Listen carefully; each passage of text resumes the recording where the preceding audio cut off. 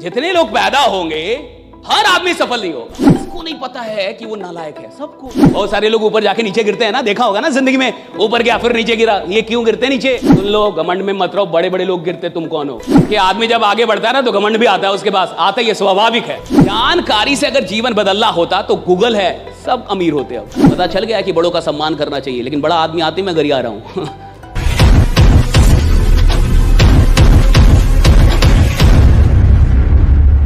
हम जितने बीज डालते हैं सब थोड़े उगते हैं, और अगर उग भी गए तो कुछ को तो कीड़े ही खा जाएंगे। अच्छा, थोड़े पौधे भी हो गए तो बकरी खा जाएगी।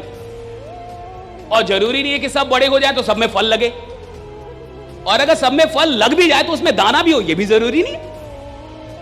ये प्रकृति का नियम है साहब। जितने लोग पैदा होंगे हर आदमी सफल नहीं होगा। जितने लोग आए हैं हर आदमी यहां नहीं बैठे। जितने लोग बैठेंगे सब नहीं सुनेंगे, जितने लोग सुनेंगे सब समझेंगे नहीं, जितने लोग समझेंगे सब स्वीकार नहीं करेंगे, और जितने लोग स्वीकार करेंगे सब इंप्लीमेंट नहीं कर पाएंगे, उस ज्ञान का उपयोग नहीं कर पाएंगे। इसीलिए तो सफल बहुत कम लोग होते हैं। किसको नहीं पता है कि वो नालायक है? सबको। नालायक आदमी तो ज्यादा जानता है कि मैं नालायक।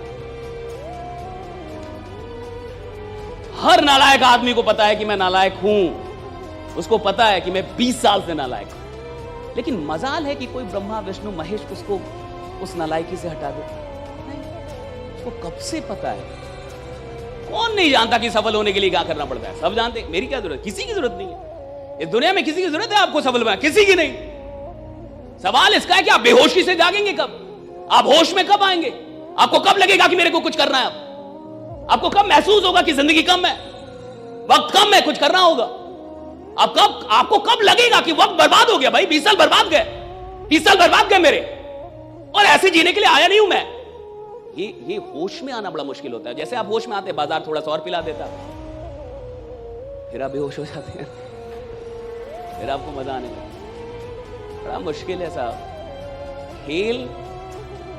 मैंने कहा ना कि आप सफल होंगे, सवाल इसका है नहीं, वो तो आप हो ही जाएंगे। मैंने कहा गधे भी कमाते हैं। दुनिया में बहुत कम लोग होते हैं जिनकी फिलॉसफी होती है ये दिल मांगे मोर। बहुत कम लोग, ये दिल मांगे मोर, बहुत कम लोग। हर आदमी की ये फिलॉसफी नहीं होती ये दिल मांगे मोर। उसको जितना मिल गया उसमें खुश है। तो पहली कैटेगरी वो होती है जो आपकी बात नहीं सुनेगी। मैं आपको बता रहा हूं कौन। जो आपकी बात सुनेगी लेकिन करेगी नहीं। मैं बता रहा हूं कौन। जिसको लगता है मैं बहुत सफल हूं। और मूर्ख वही है जिसको लगता है वो बहुत सफल हो गया है। हर सफल आदमी को लगता है कि अभी मुझे बहुत कुछ करना है। हर बड़े आदमी को लगता है कि अभी बहुत कुछ करना है। हर चैंपियन को लगता है कि अभी तो नया रिकॉर्ड बनाना है। हर आदमी जिसको बहुत आगे जाना है साहब, उसको हमेशा लगता है कि अभी बहुत कुछ करना है। और हर आदमी जिसकी कहानी समाप्त होनी है उसको लगता है बहुत कुछ कर लिया है। अगर आपको अपनी कहानी समाप्त करनी है तो सोचिए मैंने बहुत कुछ कर लिया, राइट। और अगर आपको अपनी कहानी बड़ी बनानी है तो जिंदगी में चाहे कुछ भी हासिल क्यों ना हो जाए, जहां भी क्यों ना हो, वहीं बोलिए अभी बहुत कुछ करना बाकी है, राइट। अभी बहुत कुछ करना बाकी है। अभी बहुत कुछ करना बाकी है साहब। अभी तो यहां बहुत कुछ करना बाकी है, राइट। ये जो फिलॉसफी ना कि अभी बहुत कुछ, ये दिमाग को जो इंसान पढ़ा अभी बहुत कुछ करना बाकी है, वो मेहनत करता है, वो तैयार होता है चेंज करने, वो बदलता है, राइट। वो खुद को सुधारता है। उसको लगता है कि मैं अभी भी गलतियां कर रहा हूं। उसको लगता है मैं अभी भी गलतियां कर रहा हूं, राइट। और जिस आदमी को अपनी गलतियां नहीं दिख रही, अब उसको लगता है मेरे पास कोई गलतियां ही नहीं है, साहब वो आदमी रुक गया है। मैं आपको बताया रुक चुका है। दिमाग बंद कर लिया उस आदमी ने। देखते होंगे बहुत सारे लोग ऊपर जाके नीचे गिरते हैं ना, देखा होगा ना जिंदगी में, ऊपर गया फिर नीचे गिरा। ये क्यों गिरते नीचे? जब मैं ऊपर आ गया तो नीचे क्यों गिरा? ऊपर ही आना चाहिए था ना साहब। क्यों गिरा नीचे? क्या गिरने का मन था मेरा? जब आदमी ऊपर गया तो नीचे फिर क्यों गिर गया? क्या गिरने का मन था उसका? साहब इसलिए गिरा, दिमाग बंद कर लिया, सुनना छोड़ दिया, मानना छोड़ दिया। उसको लगने लगा मैं ही साला बापू, मेरे को सब कुछ आता है। और जिसको लगता है मुझे सब कुछ आता है साहब, उसका गिरना शुरू हो चुका। उसको पता नहीं गिर रहा है वो, गिर रहा है वो। जिसको लगता है ना मेरे को सब कुछ गिर रहा है वो, उसको पता है अभी गिरेगा, 6 महीने बाद पता चलेगा कहां था। और सुन लो, घमंड में मत रहो, बड़े बड़े लोग गिरते, तुम कौन हो? बड़े बड़े तुम कौन हो भैया? बड़ा बड़ा आदमी गिरता है, अभी तो 1000 करोड़ के आदमी भी नहीं हो। 10,000 करोड़ के आदमी थोड़े बैठे हो तुम इधर, लाख करोड़ के आदमी थोड़े बैठे हो तुम। लाख करोड़ का आदमी गिरता है साहब। बड़ी बड़ी कंपनियां दिवालिया हो जाती हैं, दिवालिया, बैंक दिवालिया हो जाते हैं, बैंक दिवालिया हो जाते हैं। तुम कौन हो? आदमी, वो भी बैंक नहीं हो। बचो घमंड से और ईश्वर से प्रार्थना करो कि जिंदगी में सब कुछ आ जाए, घमंड ना है ईश्वर, राइट? सबका घमंड ना है बस। देखिए, आदमी जब आगे बढ़ता है ना तो घमंड भी आता है उसके पास, आता ही है, स्वाभाविक है, आता ही है, हर आदमी के पास आता है, आना ही है। सवाल इसका है कि कौन उसे पहचान को दूर कर ले, कौन उसको पहचान ले कि मैं नहीं, ये घमंड आ रहा है, ये घमंड की प्रवृत्ति। और जो इंसान होश में होता है वो घमंड पहचान लेता है। और ईश्वर की असीम कृपा होती है उन लोगों पे जिनको प्रसिद्धि मिले, सफलता मिले, बट घमंड ना मिले। ये असीम कृपा की बात है। जानकारी से अगर जीवन बदलना होता तो गूगल है, सब अमीर होते अब। और अब तो एआई आ गया। आप आजकल व्हाट्सएप पे एक एआई आ गया है, देखिएगा, व्हाट्सएप पे एक एआई आया है, उससे जो पूछिएगा सब बताएगा, जो मांगिएगा सब देगा। ज्ञान का भंडार है एआई, भंडार। आप उससे जो ज्ञान मांगिएगा सब दे देगा। लेकिन सवाल इसका है ही नहीं ना कि ज्ञान कितना है, सवाल इसका है कि जो ज्ञान है वो जीवन में कितना है। मेरे व्यवहार में वो ज्ञान उतर पाया, या मुझे पता चल गया कि बड़ों का सम्मान करना चाहिए, लेकिन बड़ा आदमी आते मैं गरिया रहा हूं। बट पता तो है कि सम्मान करना।